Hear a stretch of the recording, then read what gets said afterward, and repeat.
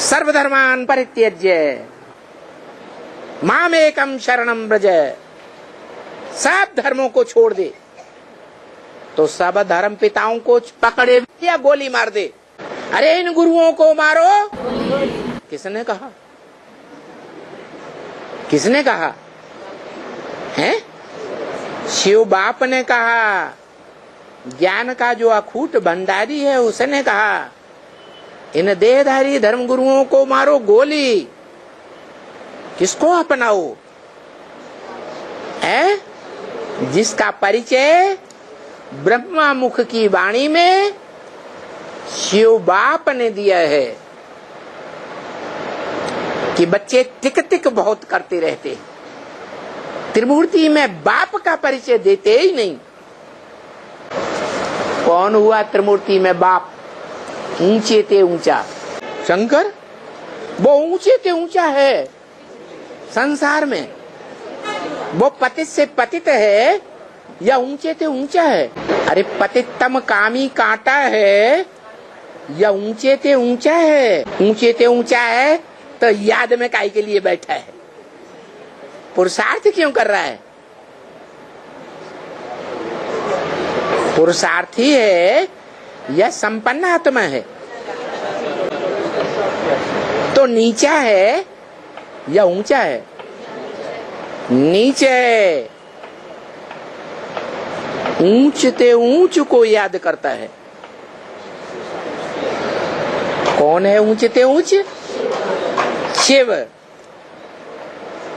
जब तक ऊंच ते ऊंच का समान रूप धारण नहीं करता तब तक नीच है या ऊंच है? नीच है।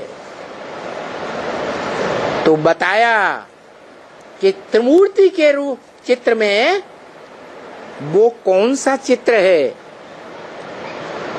जो ऊंच ते ऊंच बाप है,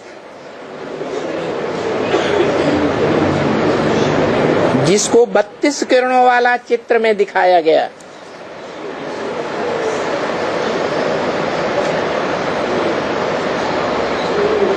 बत्तीस गुण दिखाए गए। गुण साकार में होते हैं या निराकार में होते हैं?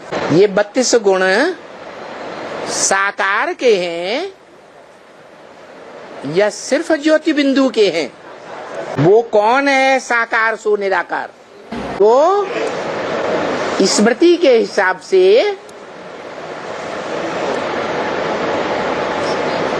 निराकारी स्टेज धारण कर लेता है। निरंतर निराकार। जब तक संगम युग रहेगा तब तक कैसी स्टेज रहेगी? निरंतर निराकारी स्टेज। फिर त्रिमूर्ति सेवा कैसे? उसकी यादगार में त्रिमूर्ति हाउस कैसे बन गया? एक हाउस या 3 हाउस है? एक हाउस। हाउस माने घर। कौन सा घर? शरीर रूपी घर, जिसकी यादगार में बना है दिल्ली में त्रिमूर्ति हाउस। त्रिमूर्ति रोड भी बनाते हैं। 3 रास्ते जहां आकर के मिलते हैं उसको क्या कहते हैं? त्रिमूर्ति रोड। तो 3 आत्माओं के स्वभाव संस्कार मिलकर के एक के समान हो जाते हैं। कौन कौन 3 आत्माएं?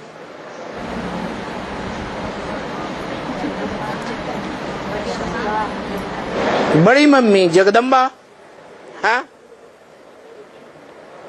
और छोटी माँ लक्ष्मी,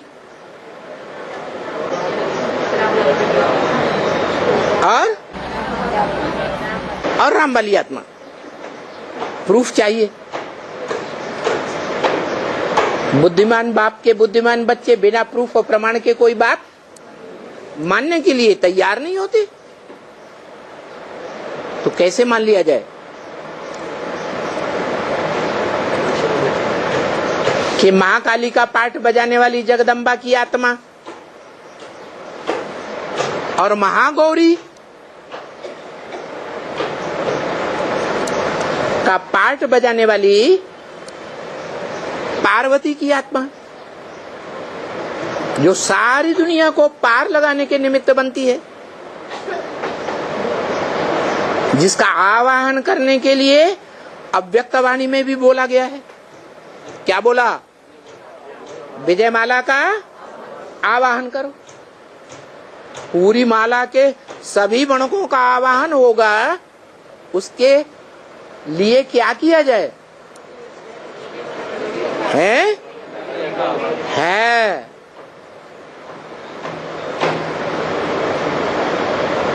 वो मीठा मीठा बोल बोलने वाली,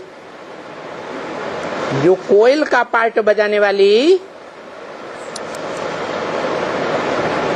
ऊंची उड़ाना उड़ने वाली कोयल कही जाती है। मीठी आवाज देती है या कड़वी आवाज? मीठी आवाज देती है। अमृत वेले कितने बजे से आवाज देने लगती है? दो ही पक्षी हैं, एक है कोयल जो अमृत वेला शुरू होता है और आवाज आने लगती है, और दूसरा है मोर। क्या? मोर किसकी यादगार है? राष्ट्रीय पक्षी माना जाता है। क्या? राष्ट्रीय पक्षी मोर माना जाता है। क्यों है? जिसकी पूंछ कृष्ण के मस्तक में लगाई जाती है।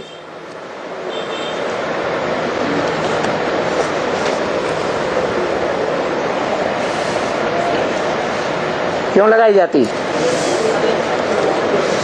है? उसकी जो पूंछ है वो भगवान के मस्तक में लगाई गई, जिसे भगवान कह दिया।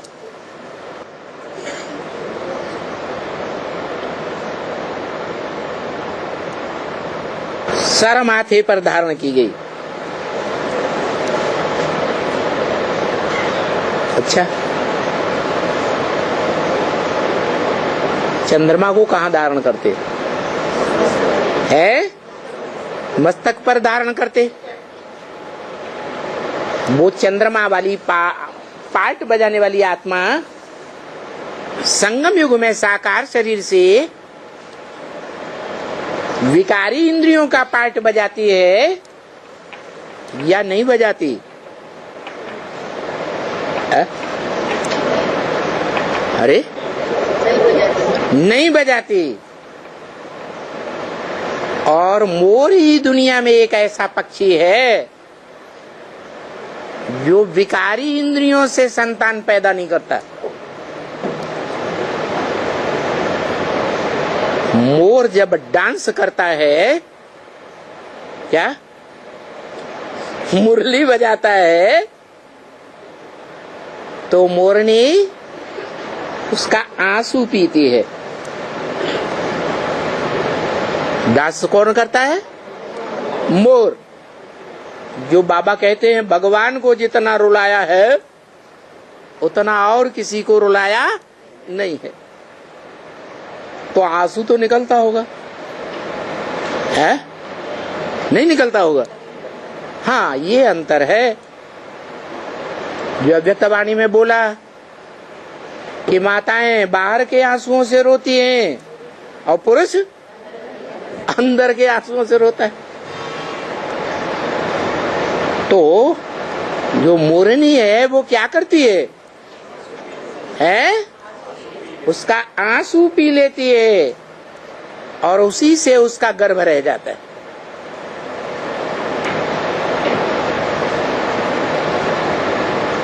ये वाइब्रेशन को पकड़ने की बात है।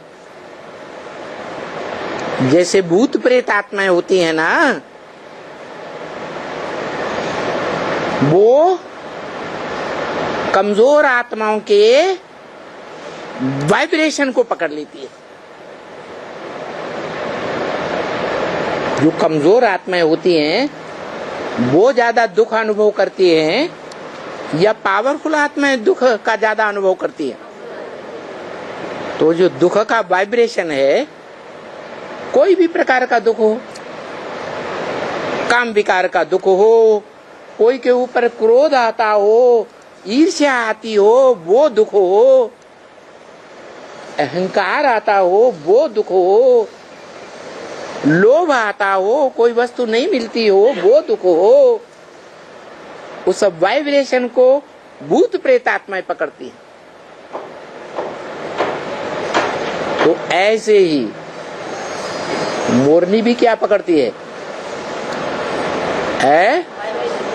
मोर जो ज्ञान डांस करता है, उस ज्ञान डांस में जो दुख भरा हुआ है उस दुख के वाइब्रेशन को पकड़ लेती है,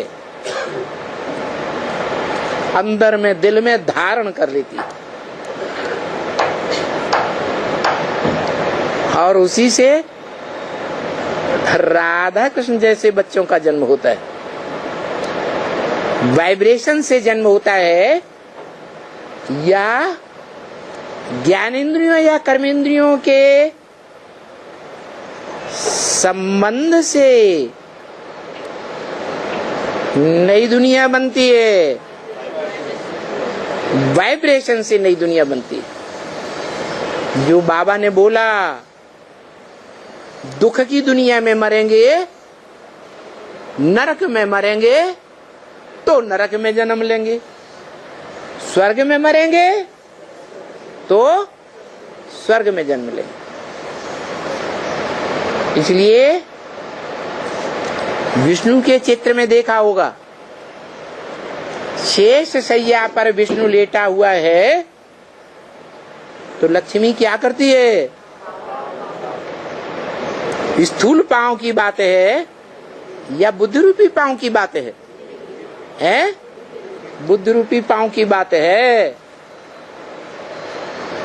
उसे आंसू पीने की बात समझ लो, दुख को हरण करने वाली है। तो ये दिखाया गया कि जो बाद वाले नारायण हैं कम कुरी के ब्राह्मण बनते हैं और वो आत्माएं कमजोर ब्राह्मण होने के कारण द्वापर युग के द्वैतवादी धर्मों में कन्वर्ट होती रहती है। उन कन्वर्ट होने वालों में सभी भारतवासियों का नंबर है। अब वो कोई भी वंश के हों, सूर्यवंशी हो, चंद्रवंशी हो, इस्लाम वंशी हो, बौद्धी वंशी हो, कोई भी वंश के हों, सभी भारतवासी कन्वर्ट जरूर होते हैं। क्यों? ये बात दूसरी है कि कोई ऐसी सशक्त आत्माएं हैं जैसे सिद्धार्थ का बाप और उसका ग्रैंडफादर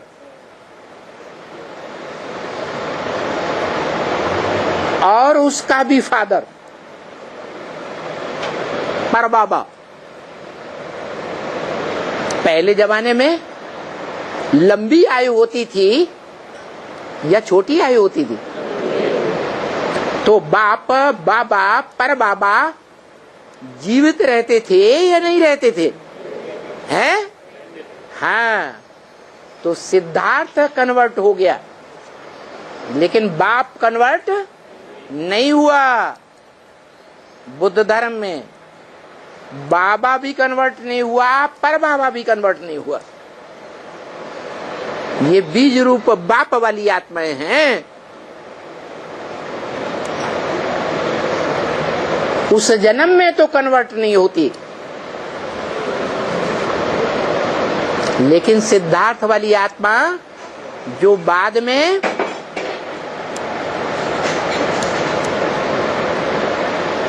माता पिता के द्वारा देश निकाला पाए जाने के बाद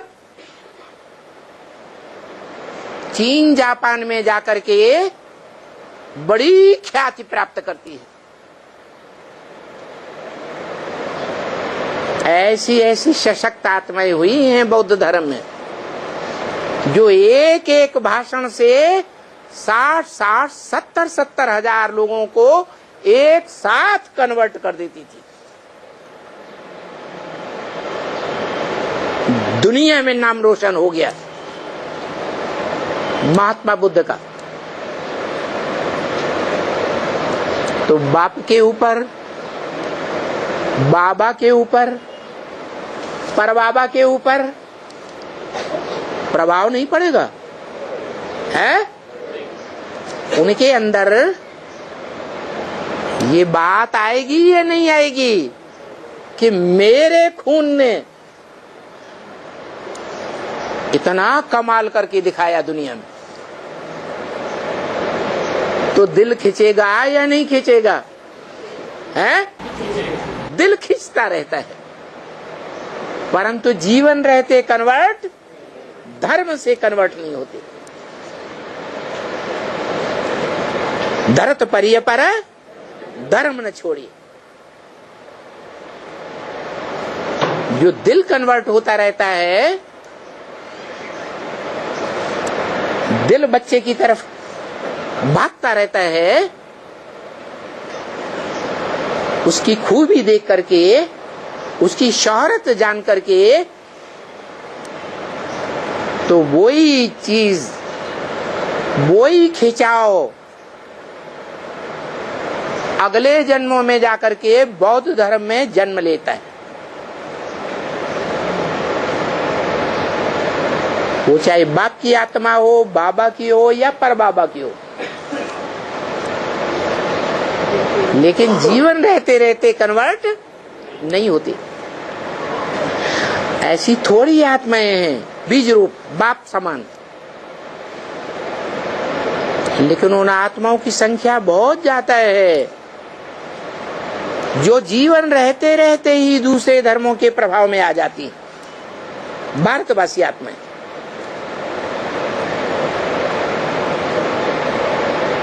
इस्लाम धर्म में कन्वर्ट होती, बुद्ध धर्म में कन्वर्ट होती, क्रिश्चियन धर्म में कन्वर्ट होती।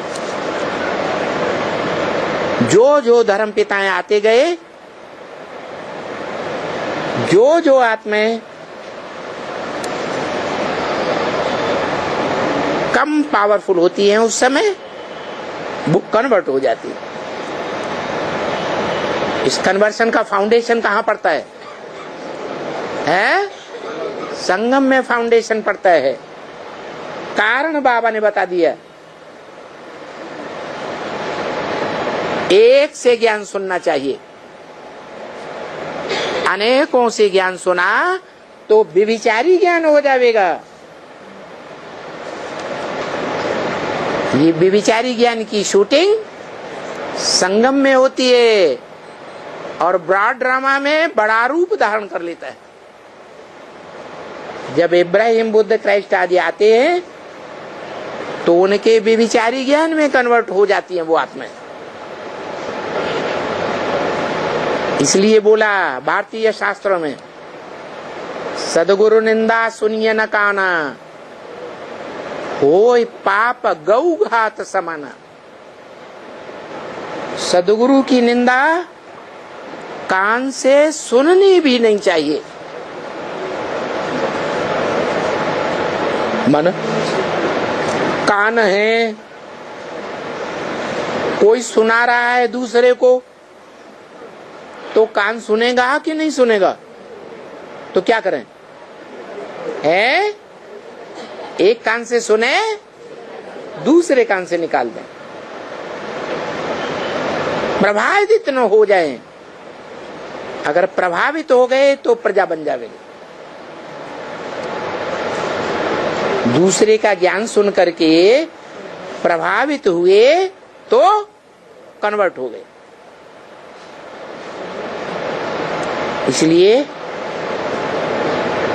बोला, अगर दूसरे का ज्ञान सुना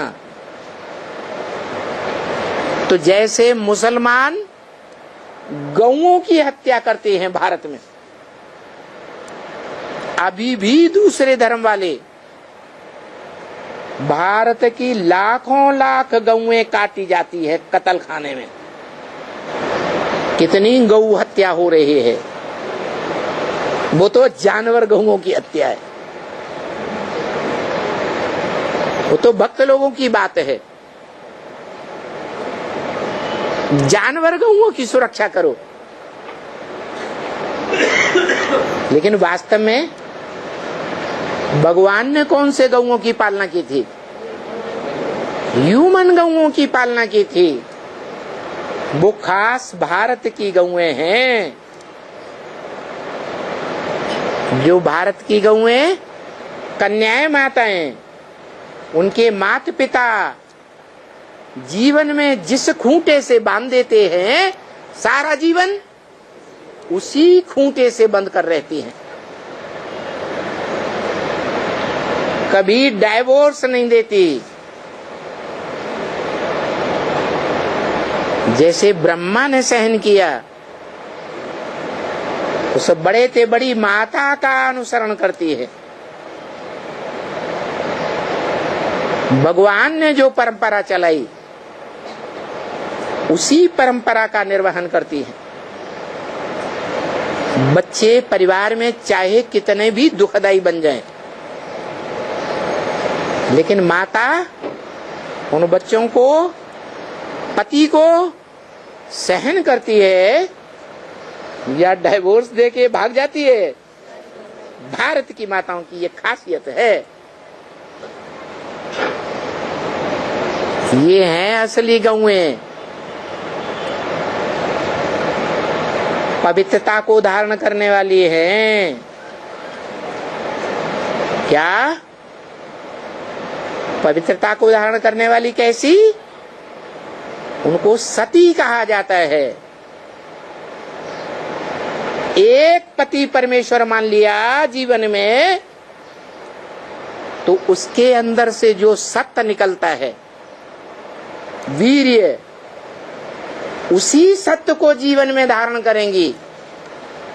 कोई दूसरे का सत्य धारण करने वाली नहीं बन सकती। उनको कहा जाता है सती। इतनी शक्ति होती है सती में। जैसे वृंदा, जालंधर राक्षस की पत्नी, जब तक वृंदा जालंधर के पक्ष में रही, तब तक भगवान कहा जाने वाला भी जालंधर का बाल बांका नहीं कर सका।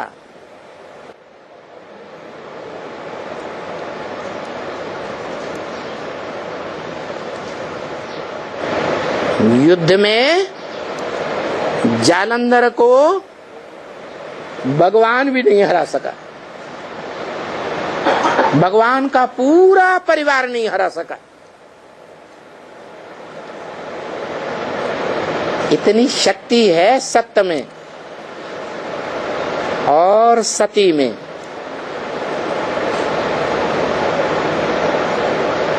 जो झूठी बन जाती है,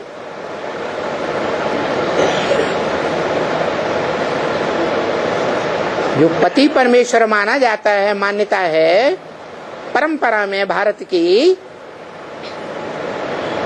पति से झूठ बोलती हैं,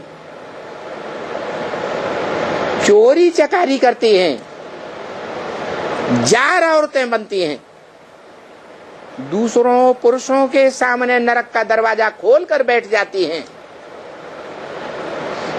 उनके लिए भारत में ये मान्यता है कि भारत की गृहिणी अगर श्रेष्ठ है तो परिवार क्या बन जाता है? स्वर्ग बन जाता है। अगर घर की धरित्री झूठी है, क्या अपवित्र बन गई।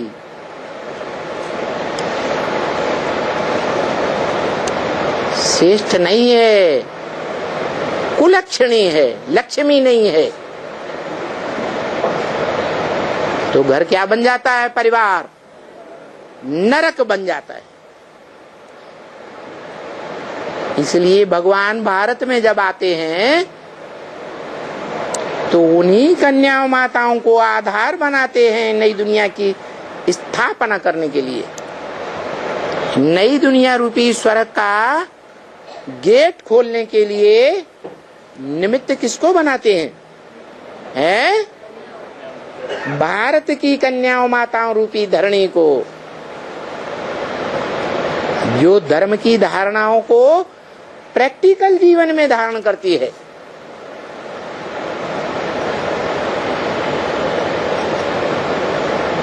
ब्रह्मा को निमित्त नहीं बनाते, दाढ़ी मूछ वाले को। शंकर को निमित्त नहीं बनाते, किसको निमित्त बनाते हैं? कौन स्वर्ग का गेट खोलेंगी? कन्याएं माताएं ही स्वर्ग का गेट खोलने के निमित्त बनती है।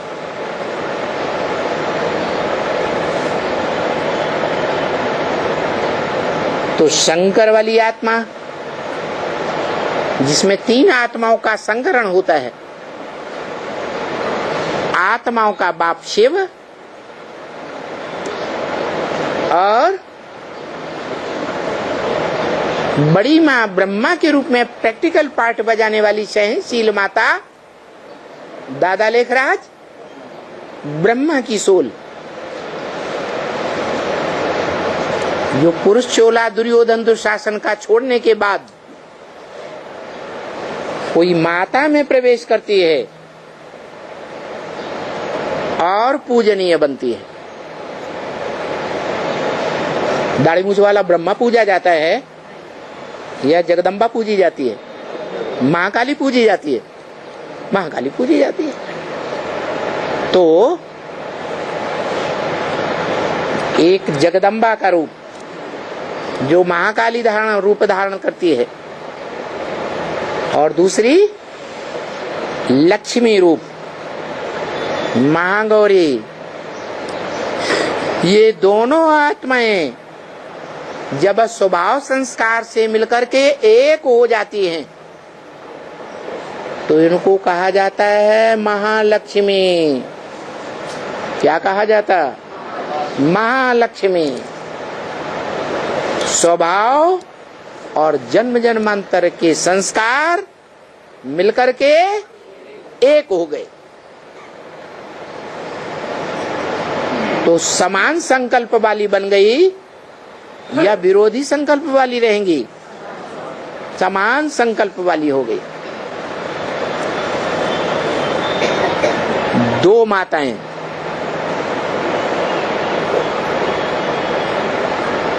माता प्रकृति रूपी माता का रूप होती है या पुरुष का रूप होती है?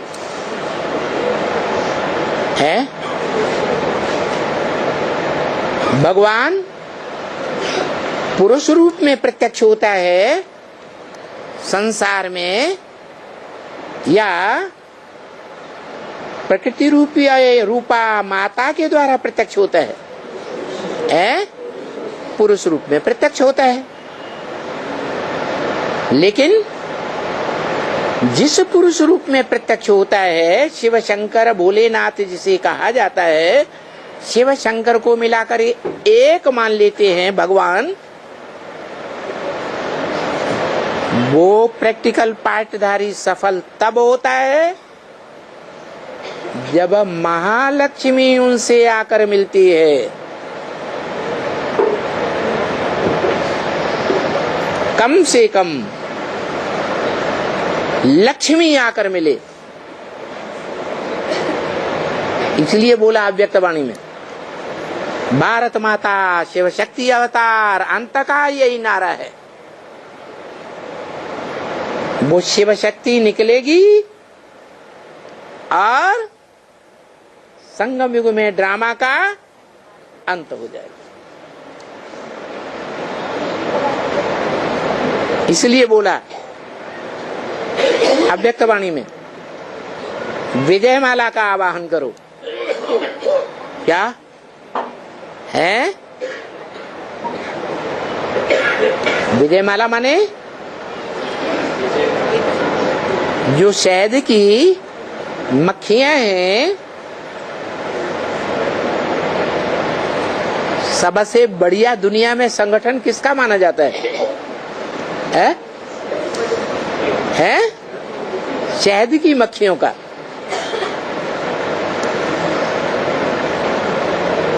एक रानी के आर्डर पर पूरा छत्ता चलता है। सब तरह की मक्खियां अपना अपना कार्य करती है। सुरक्षा करने वाली मक्खियां सुरक्षा का काम करेंगी। फूलों से शहद इकट्ठा करने वाली मक्खियां शहद इकट्ठा करने का काम करेंगी। अंडे बच्चों को पालने वाली मक्खियां वो कार्य करेंगी। एकदम पक्की यूनिटी होती है। और यूनिटी काहे से आती है? प्योरिटी से यूनिटी आती है। इसलिए बोला कि विजय माला का आवाहन करो। पूरी माला के मणकों का तो एक साथ आवाहन नहीं किया जा सकता। तो जो शहद की मक्खियां पालने वाले लोग होते हैं वो क्या करते हैं? रानी मक्खी को ले आते हैं। उसका छत्ता तैयार होता है, उसके पीछे पीछे सारी मक्खियां आ जाती हैं, नंबरवार आती हैं। तो ये अब होने वाला है क्या? तमाशा होने वाला है, पर्दा उठने वाला है। कोई रोने वाला है, कोई हंसने वाला है। जो मुसलमानों की कुरान में भी लिखा है, कयामत के समय में खुदा के बंदे बड़े मौज में रहेंगे। तो मौजों का युग है या रोने का युग है? मौजों का युग है। किन के लिए है? उन बच्चों के लिए जो मुरली से प्यार करते हैं। मुरली से प्यार तो मुरलीधर से प्यार। मुरली माने ज्ञान, मुरली माने ज्ञान। मुरलीधर माना जो मुरली को धर के बैठ जाए। जैसे कहते हैं धृतराष्ट्र, राष्ट्र माने धन संपत्ति।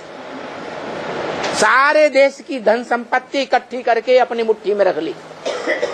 वो पूंजीवादियों का नाम दे दिया धृतराष्ट्र। उनके इशारे पर चलते हैं दुर्योधन दुशासन। वो राजा होते हैं? असली अर्थों में राजा नहीं होते, लेकिन कंट्रोल उन्हीं का चलता है।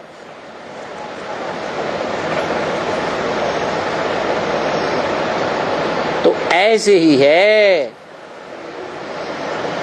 ये ब्राह्मणों की दुनिया का ऐसा संगठन बन जाएगा जिसमें कोई भिखारी पांव भी नहीं रख सकेगा। उस संगठन को कहेंगे नई दुनिया की नई राजधानी।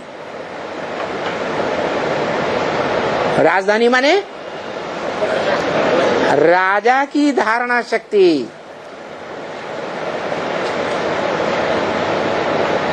पहले चैतन्य या पहले जड़ राजधानी? पहले चैतन्य राजा की धारणा शक्ति चाहिए, जो अपनी प्योरिटी से, प्रैक्टिकल प्योरिटी से यूनिटी बना दे। इसलिए ब्रह्मा द्वारा सुनने सुनाने का कार्य, शंकर त्रिनेत्री के द्वारा बुद्ध रूपी तीसरे नेत्र का समझने और समझाने का कार्य, और विष्णु द्वारा क्या? प्रैक्टिकल परिवर्तन का कार्य, संस्कार परिवर्तन का कार्य। क्या संस्कारों का परिवर्तन कौन करेगी? प्योरिटी की पावर करेगी। भाग दौड़ से कुछ होने वाला नहीं। जैसे ब्रह्मा कुमारों ने बहुत भाग दौड़ की, बहुत शोर शराबा किया, प्रोजेक्टर दिखाओ, प्रदर्शनी दिखाओ, मेले मेला खड़े करो, कॉन्फ्रेंस करो, क्या करते हो? यूनिटी बन रही है या बिगड़ती जा रही है? ब्राह्मणों का संगठन बनता नहीं है, बिगड़ता जा रहा है। ऐसे ही एडवांस पार्टी में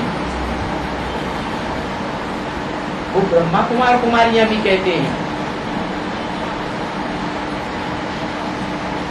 बड़े बड़े धर्म नेताएं भी कहते हैं,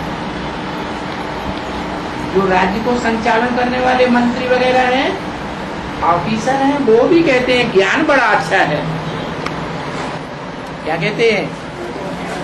ज्ञान बड़ा अच्छा है। लेकिन ये ज्ञानदाता, इनमें धारणा नहीं दिखाई देती। तो दुनिया प्रैक्टिकल धारणा को पकड़ती है या ज्ञान को पकड़ेगी? है धारणा को पकड़ेगी।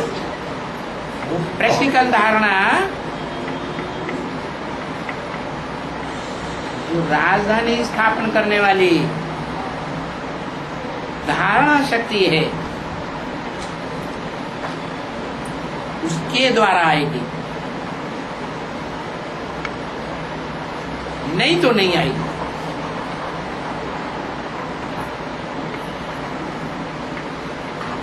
थोड़े देर बच्चे धारणा किया, विजय माला का आह्वान करना है, थोड़े दिनों के बाद भूल गए।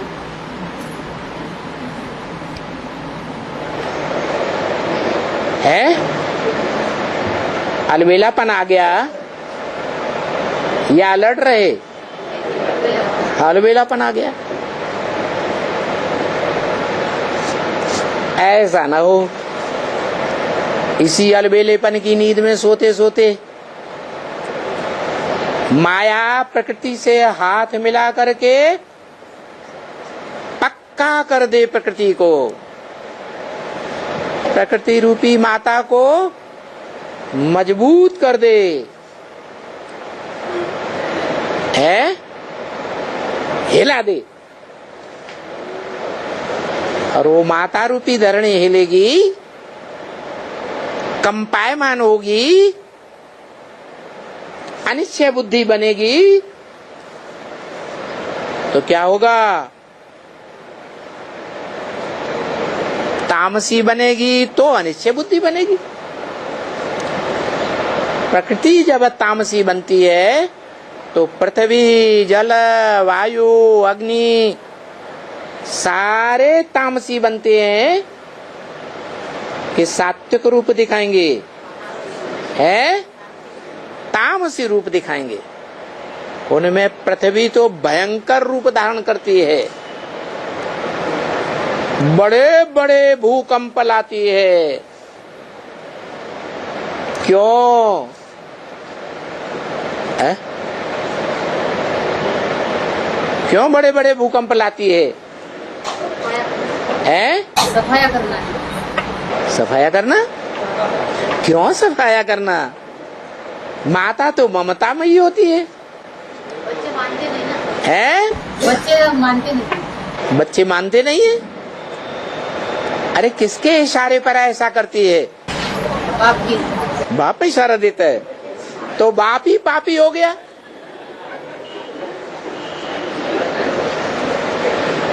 प्रकृति से माया ने हाथ मिलाया है या बाप ने हाथ मिलाया है? माया हाथ मिलाती है बुद्धि रूपी।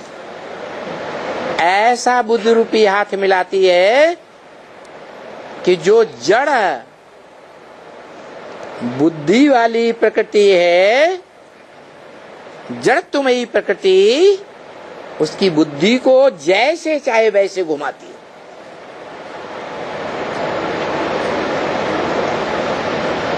और पृथ्वी कंपायमान हो जाती है। तब जब माया रावण के इशारे पर रावण संप्रदाय के बच्चे बम फोड़ना शुरू करते हैं। जैसे दुनिया में एटम बम बने हैं ना,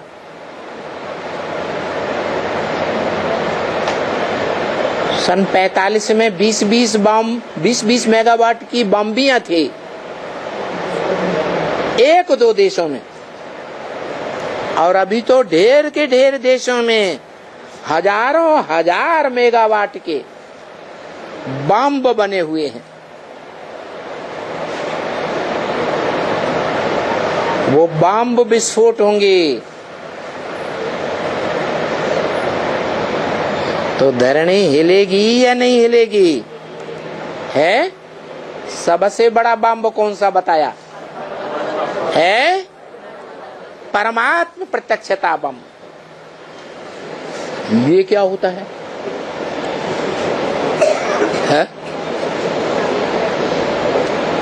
ये परमात्म प्रत्यक्षता बम क्या होता है?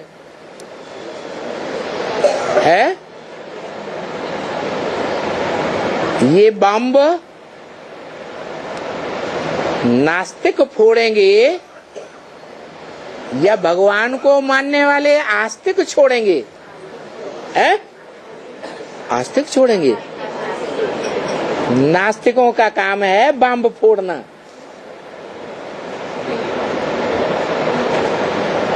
क्या? बड़े से बड़ा बम है परमात्मा बम, जो गीता में बोला है परमात्मा इति उदाहरत। 3 प्रकार की आत्माएं बताई गीता में। एक अक्षर, वो एक ही है। क्या? अक्षर कभी क्षरित नहीं होती, पतित नहीं होती, और बाकी सब मनुष्य आत्माएं और प्राणी क्षरित। उनकी शक्ति क्षीण होती रहती है जन्म जन्मांतर। लेकिन तीसरी एक और आत्मा है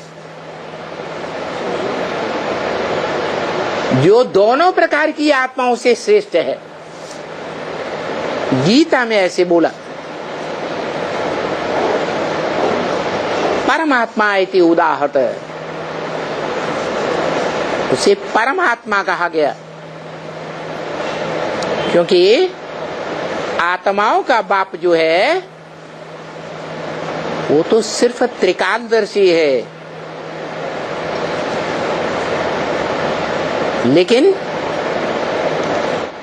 जो परम पिता के बाद परमात्मा शब्द आता है, जैसे शिव के बाद शंकर का नाम आता है, ऐसे ही मनुष्य आत्माओं में से एक ऐसी आत्मा है जो त्रिकालदर्शी बनने के साथ साथ मास्टर त्रिकालदर्शी अव्वल नंबर बनती है।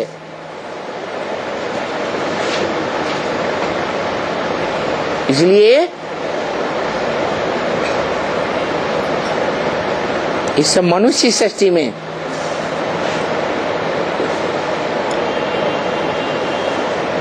जो पुरुष के रूप में पार्ट बजाने वाली आत्माएं हैं, उनसे उसकी तुलना की जाती है। पार्टधारी आत्माओं के बीच कैसा पार्ट बजाने वाली आत्मा? परम पार्ट बजाने वाली आत्मा, हीरो पार्टधारी आत्मा, परमात्मा। लेकिन परम पिता के बाद उसका नाम आता है। ऐसे कभी नहीं कहेंगे परमात्मा परम पिता, बाद में नाम क्यों आता है? क्योंकि आत्मा रूपी जो भाई भाई हैं, उन भाई भाइयों में 500-700 करोड़ मनुष्य आत्मा रूपी भाई भाइयों के बीच, वो उन भाई भाइयों के बीच बड़ा भाई तो है, बाप समान बन जाता है, लेकिन बाप तो नहीं बन गया। बाप का महत्व तो आगे ही रखना चाहिए ना। इसलिए परमपिता पहले और परमात्मा बाद में। ये है तीसरी आत्मा। जो क्षरित होने वाली आत्माओं में भी ऐसा पुरुषार्थी है जो परमपिता के समकक्ष है, परमपिता के समान शक्ति धारण कर लेती है। बल्कि कहें परमपिता तो ज्ञान का भंडारी है, अकूट, योगी नहीं है। परमपिता जिसका कोई पिता नहीं, वो योगी है या ज्ञानी है? ज्ञानी है, अकूट भंडारी है, लेकिन योगी नहीं है। वो योगी बनने का रास्ता बताता है, राजयोग सिखाता है। उसके सिवाय राजयोग कोई सिखा ही नहीं सकता। लेकिन साकार रूप में प्रवेश करके ही सिखाता है, सिर्फ निराकारी रूप में सिखाए नहीं सकता। तो बताया, बोला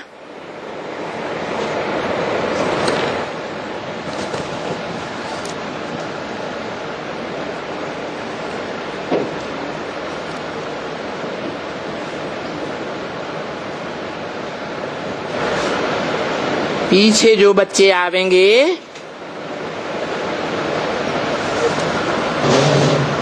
ये ईश्वरीय नॉलेज को याद तो करते हैं,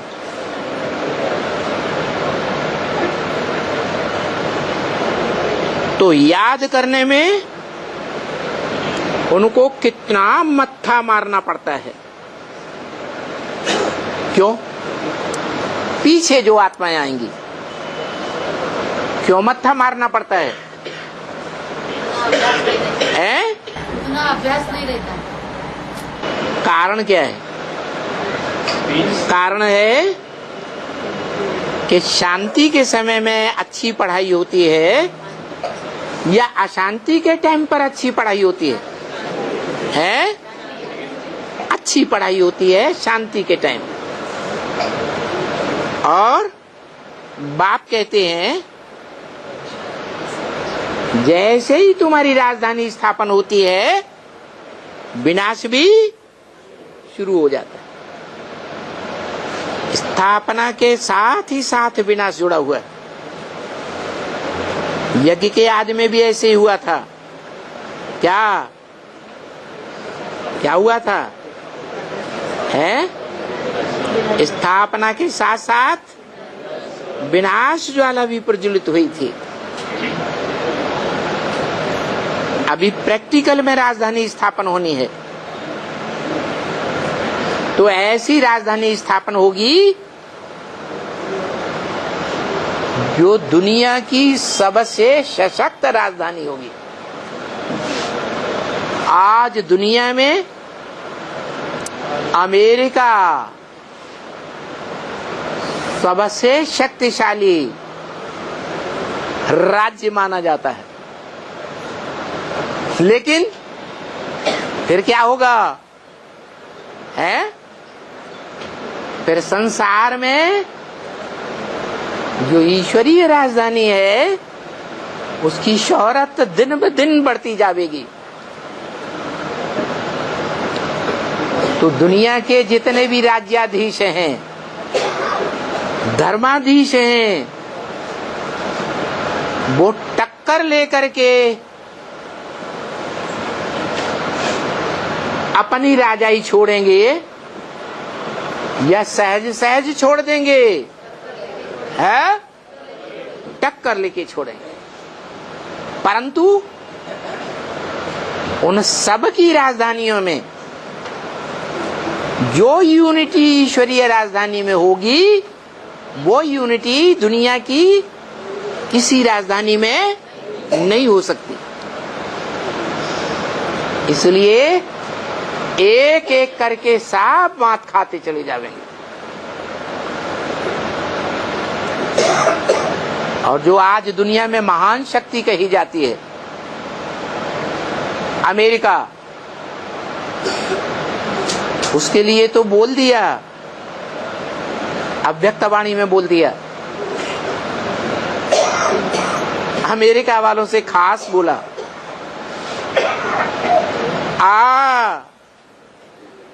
मेरे का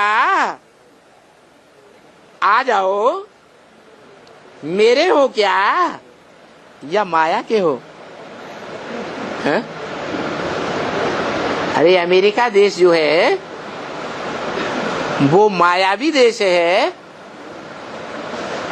या ईश्वर का देश है? मायावी देश है। तो वो तो अंत तक टक्कर लेंगे। इसलिए बोला अभी टाइम वेस्ट नहीं करना चाहिए। क्या? अभी परीक्षा का टाइम आ गया। धरत परिय पर धर्म न छोड़िए, जो शिवाजी का नारा था, क्या था? महाराष्ट्र वाले ज्यादा जानते हैं। कार्यम वा साधयामि, देहम वा पातयामि। या तो काम करके छोड़ेंगे शिव बाबा का, या तो ये देह छोड़ करके दूसरी नई देह रहेंगे, फिर काम करेंगे। तो टाइम वेस्ट नहीं करना चाहिए। जो गाया हुआ है हियर नो इविल, क्या? शिव बाबा के सिवाय कोई दूसरे की बातें सुननी नहीं है।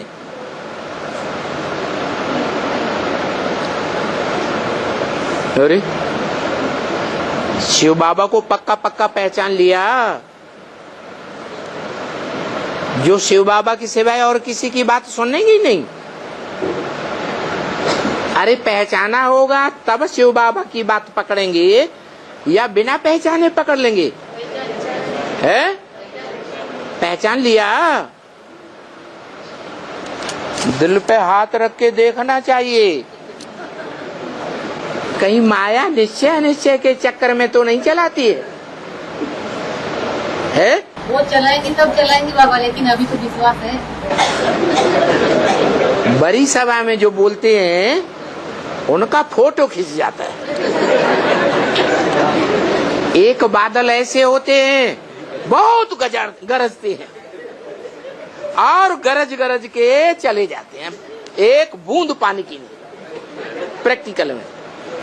और एक बादल ऐसे होते हैं गरजते भी हैं और बरसते भी। एक बादल ऐसे होते हैं गरजते हैं ही नहीं और बरसात बरसा के चले जाते हैं। तो कौन से अच्छे हैं?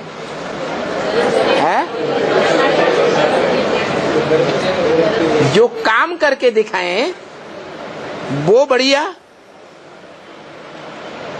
या बोल बोल के बहुत दिखाएं वो बढ़िया?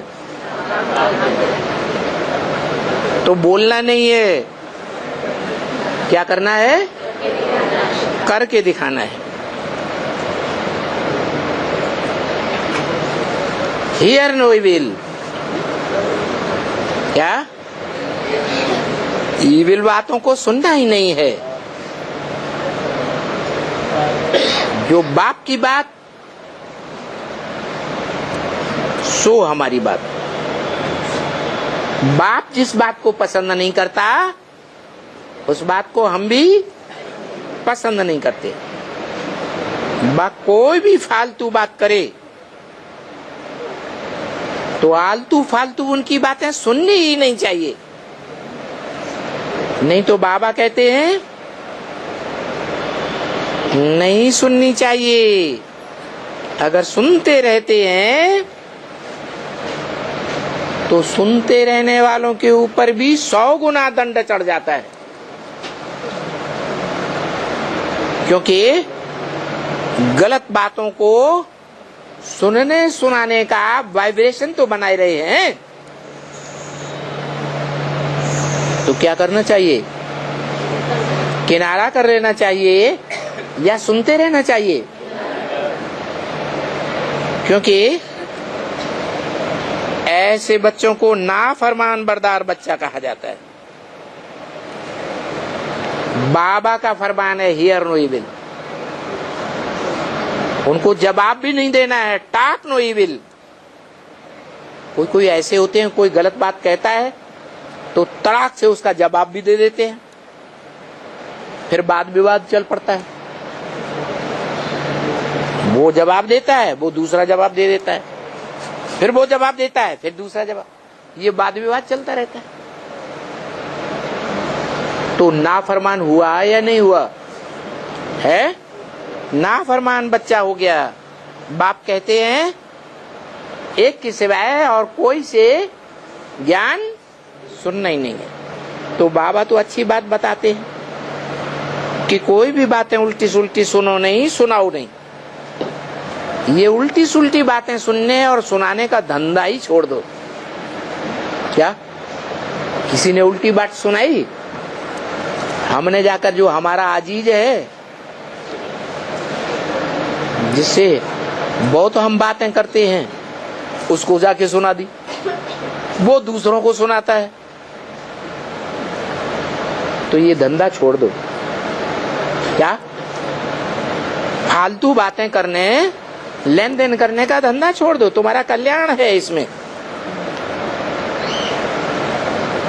तो हियर नो इविल। बच्ची ये काम जरूर करना है। क्या काम करना है?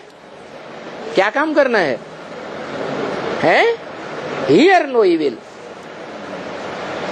ये कल्प कल्प का इसमें कल्याण है। अपने ऊपर तरस खाना है। अभी हम जरूर कैसे भी करके, कि कृपा कोई बाप की नहीं होती है कि बाप हमारे ऊपर कृपा कर देगा। बाप का कोई ऐसा आशीर्वाद नहीं मिलता है। नहीं, यहां तो अपने ऊपर अपने आप कृपा करनी है। क्या? आत्मा अपना मित्र, अपना शत्रु स्वयं है। डायरेक्शन पर चल करके अपना ऊपर कृपा करनी है। अपने ऊपर कृपा कब होगी? जब बाप के डायरेक्शन पर चलेंगे। अब जो चलेगा वो अपना कल्याण कर लेगा, नहीं तो मुफ्त में अपना कल्याण ही कर लेंगे। मीठे मीठे से किल्ली बच्चों प्रति माता पिता बाप दादा का याद प्यार। Good night.